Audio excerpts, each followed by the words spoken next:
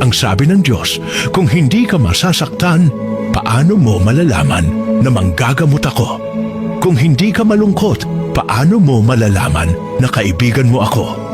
Kung hindi ka nawalan, paano mo malalaman na handa akong magpuno sa lahat?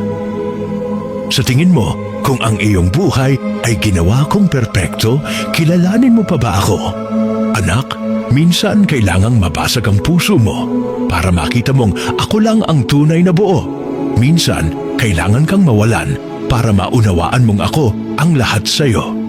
At minsan, kailangan mo ring masaktan para maramdaman mong sa akin may kagalingan. Hindi dahil gusto kong magdusa ka, kundi dahil gusto kong lumalim ang tiwala mo sa akin. Ang hindi mo nauunawaan ngayon, balang araw magiging patotoo ng katapatan ko sa buhay mo. Ang mga pagtitiis sa kasalukuyan ay hindi maihahambing sa kaluwalhatiang ihahayag sa atin. Sa bawat luha may layunin, sa bawat kawalan may kapalit, at sa bawat paghihirap may Diyos na hindi sumusuko sa iyo.